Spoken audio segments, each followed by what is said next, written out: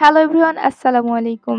যারা নতুন রাঁধুনি আছেন তাদের জন্য আমি নিয়ে চলে আসলাম খুবই সহজ এবং ঝটপট রান্না করা যায় এমন একটি চিকেন বিরিয়ানির রেসিপি।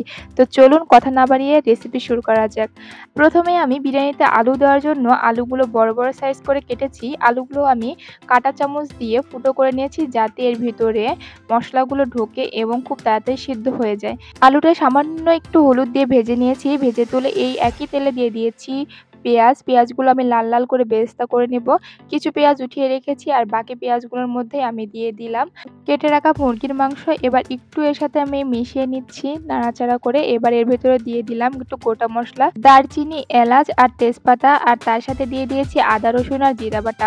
আদা রসুন আর জিরাটার সাথে হালকা একটু কষিয়ে নিয়ে এর ভিতরে দিয়ে দিচ্ছি পরিমাণ মতো লবণ আর দিয়ে দিলাম মরিচের গুঁড়া। এবার এর সাথে একটু ভালোভাবে মিশিয়ে কষিয়ে নেওয়ার পরে এর সাথে দিয়ে দিলাম আলু, ভেজে রাখা আলু আর সামান্য একটু পানি যাতে নিচে লেগে না যায়।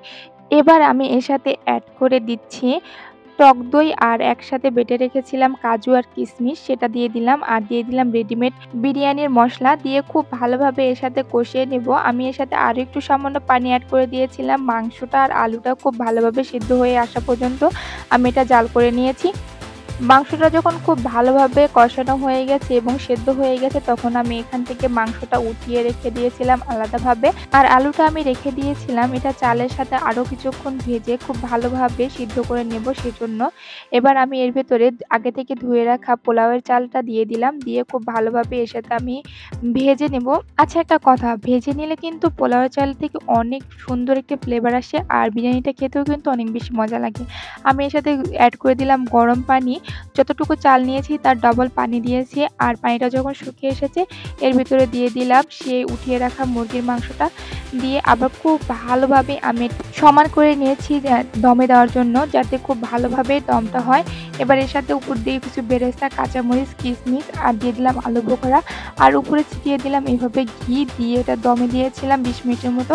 ও হ্যাঁ, অবশ্যই আমি এর নিচে কিন্তু একটা প্যান দিয়েছি, দিয়ে দমে দিয়েছি, এতে করে কিন্তু নিচে বিরিয়ানিটা লেগে যায় না এবং খুব ভালোভাবে এটা কুক হয়ে যায়। ব্যাস রেডি হয়ে গেল আমার ঝটপট চিকেন বিরিয়ানি। এটা কিন্তু রান্না করতে যতটা সহজ এবং যতটা তাড়াতাড়ি হয় খেতে কিন্তু তার চেয়ে অনেক বেশি মজা লাগে। তো এরকম সহজ সহজ রেসিপি পাওয়ার জন্য চ্যানেলটা সাবস্ক্রাইব করে রাখতে পারেন আর ভিডিও ভালো লাগলে একটু লাইক আর কমেন্ট করতে ভুলবেন না। আল্লাহ হাফেজ।